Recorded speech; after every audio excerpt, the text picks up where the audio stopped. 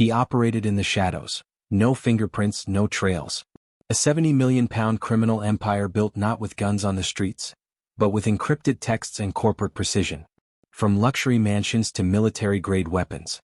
Omar Malik and his crew flooded the UK with cocaine and firearms, believing no one could ever trace them. But behind their encrypted empire lay real devastation. Innocent lives lost, families shattered. This is the story of how one of the UK's most secretive drug syndicates was finally exposed, by the very messages they thought would keep them safe.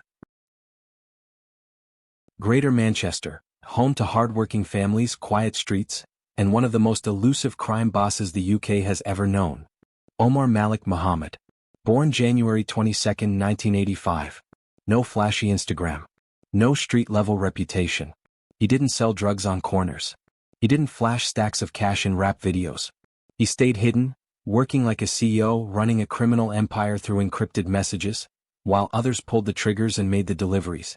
Using the now infamous EncroChat network, Malik operated under the codename Payables. He wasn't just trafficking drugs, he was coordinating shipments worth millions, issuing commands and managing weapons like they were company assets. His closest circle included men with their own code names. Daniel Gibbons, Humble Waffle, the logistics mastermind. Daniel Waters, Obscure Twig, the courier chief and recruiter. Connor Sandlin, Adrian Gonzalez and Dominic Cooney, runners, enforcers, regional distributors. This wasn't street crime. This was organized trafficking on a corporate level. They imported weapons from Eastern Europe, cocaine from Latin America, and they laundered millions through high-end cars, watches, and foreign real estate. He believed he was invisible, hidden behind encrypted firewalls. But every empire built on arrogance eventually meets its downfall. This wasn't a gang, it was a business. A well-oiled supply chain disguised as chaos. Omar Malik may have been the kingpin, but even the best CEOs need trusted lieutenants. And his were just as dangerous. Daniel Gibbons, known as Humble Waffle on EncroChat. He didn't carry a weapon, he carried the weight of logistics. Trusted with coordinating multi-kilo cocaine drops, managing vehicle fleets and laundering proceeds through ghost companies. At one point, police found over £616,000 in cash stashed inside his home, some hidden in chair cushions. Daniel Waters, alias Obscure Twig. A courier chief and recruiter. He connected new foot soldiers to the empire, offering a slice of drug money in exchange for loyalty and silence. His job was to keep the lower tiers of the empire moving, fast, invisible, and replaceable. Then came the regional operatives. Connor Sandlin moved kilos through Liverpool routes. Adrian Gonzalez oversaw drop-offs across Manchester estates. Dominic Cooney, the vault, controlled cocaine storage in industrial units, guarded like high-security banks. Their language was coded. Their operations rehearsed. They weren't afraid of rivals.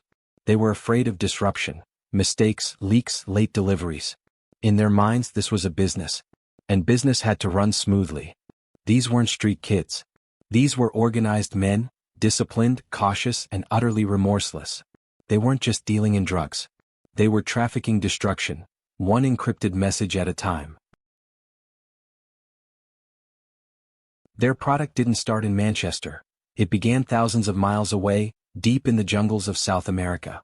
The cocaine moved from Colombia's Pacific coast to Rotterdam and Antwerp by sea, smuggled inside fruit shipments, chemical drums, or container false floors. From there, it crossed into the UK's major ports, hidden in shipping lanes traffickers have used for decades.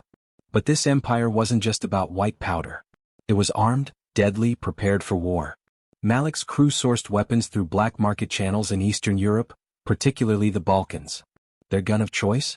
The Skorpion VZ-61, a Czech-made submachine gun capable of firing 850 rounds per minute. Small, concealable, catastrophic. These weren't just collectibles, they were executions waiting to happen. The same weapon that would later take the life of Elle Edwards outside a pub on Christmas Eve, a reminder that trafficked weapons leave real blood on real streets. And it was this empire that helped bring them here. The drugs came fast, brick-wrapped kilos by the hundreds. Some batches reached 739 kilograms. At an average wholesale price of £35,000 per kilo, that's over £25 million in one wave alone. The weapons moved quieter, smuggled through ferry ports, inside cars, furniture, or diverted parcels.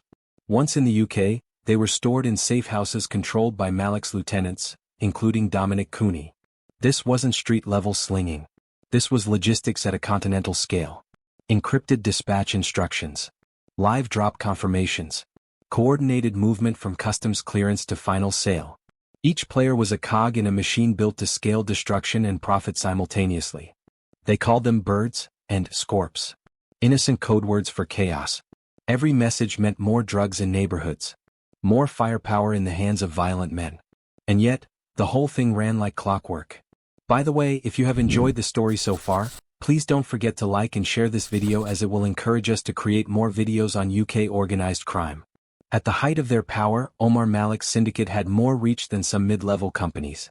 He never touched a gun. Never handled a brick. But every shipment, every weapon, every overdose bore his fingerprints. If not in blood, then in command. 4 years, EncroChat was gospel among UK traffickers. An encrypted messaging platform with no GPS, no microphone, no trace. The perfect tool for perfect crimes. But deep in a cybersecurity lab in northern France, something changed. French and Dutch investigators had quietly implanted malware into EncroChat's core. They turned the impenetrable fortress into a live surveillance system, capturing over 70 million messages from 60,000 users across Europe in real time. As Malik and his crew moved kilos, reassured themselves that feds can't get in them, every message was being read by cyberforensics teams from Europol, the NCA, and Gendarmerie Nationale. Operation Venetic was born, not a raid but a dragnet. And Omar Malik, codename Payables, was one of its prime targets. While his men used aliases like Humble Waffle and Obscure Twig to arrange firearms pickups and multi-kilo drug logistics, French and British agencies were silently mapping the empire, one ping at a time. On June 13, 2020, the NCA made its move. Simultaneous dawn raids across Manchester, Liverpool, Wirral, Stockport. Over 700 UK officers deployed. At Daniel Gibbons' residence, officers discovered £616,000 in vacuum-sealed cash. At another stash point, kilos of high-purity cocaine were stacked like bricks. Skorpion machine pistols, fully automatic, were recovered from hidden floor safes. What Malik didn't realize was that even his most intimate instructions had been documented. Messages like, "Scorps under floor. Keep quiet till I say," or £500,000 in chair, clean it now. All preserved as digital confessionals. He never shouted, he never pulled a trigger. But line by line, his empire unraveled, not because of a snitch, but because the very network he believed protected him became his courtroom witness.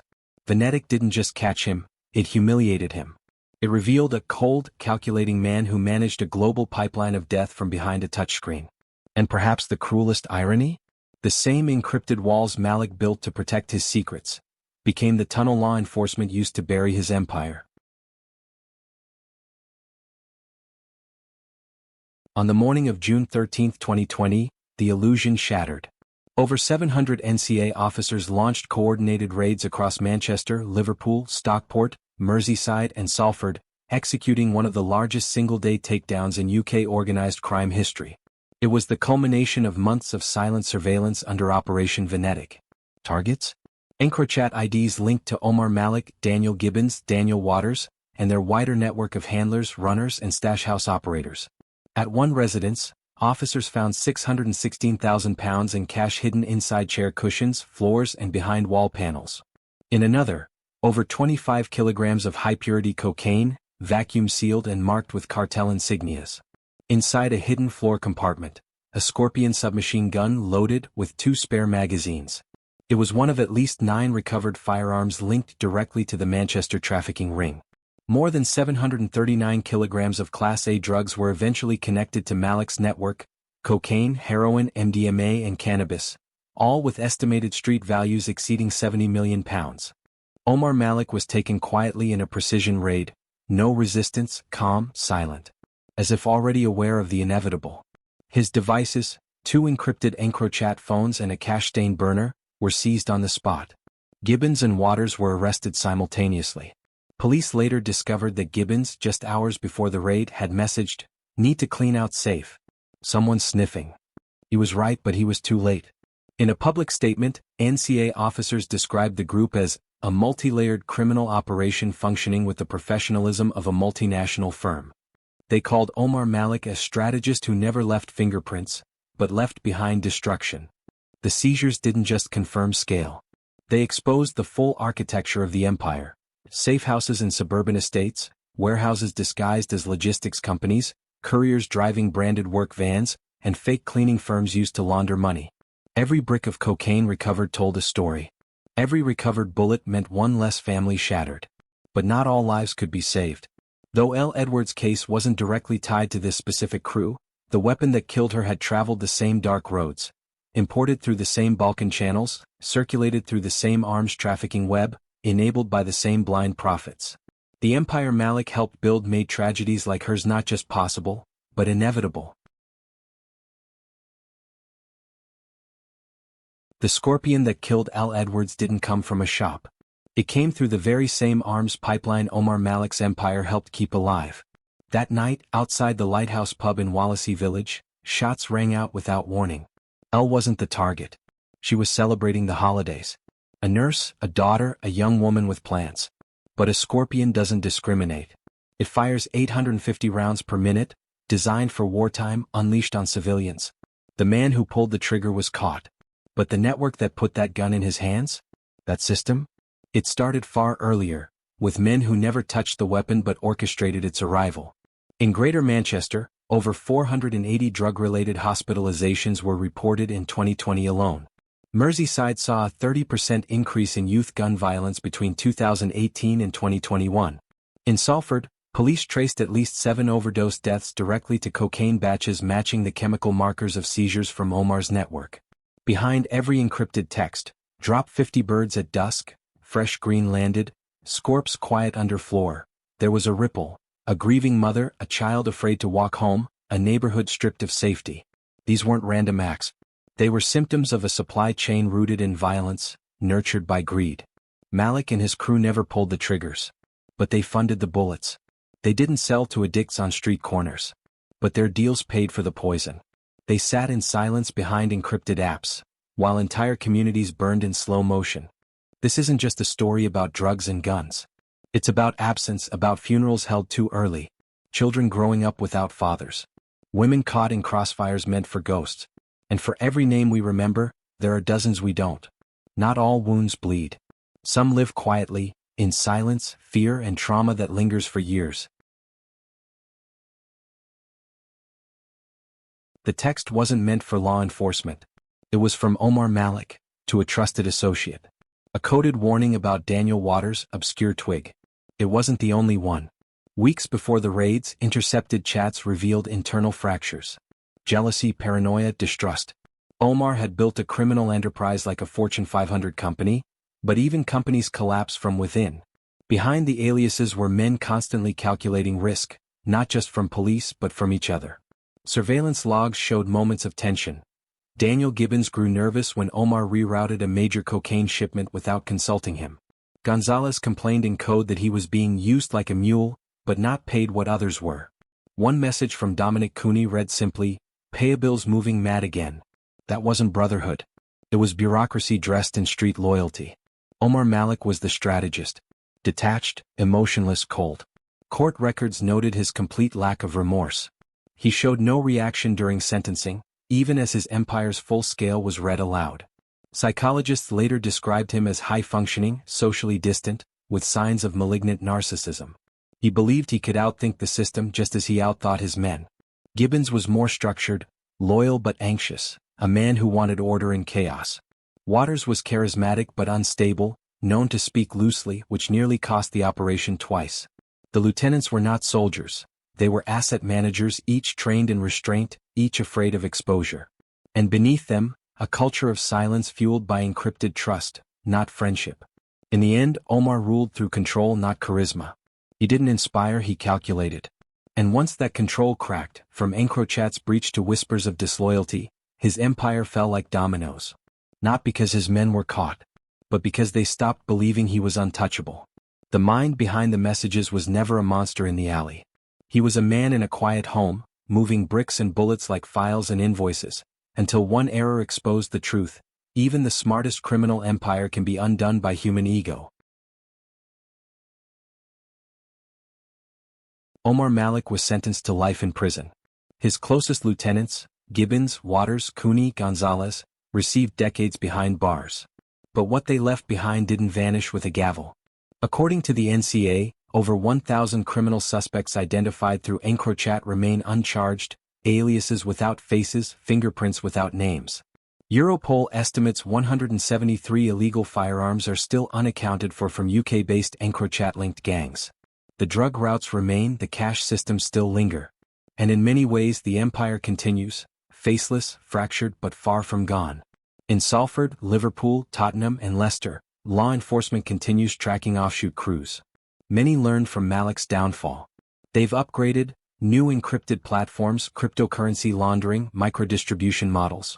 What Operation Venetic exposed wasn't just one network, it exposed the architecture of modern organized crime.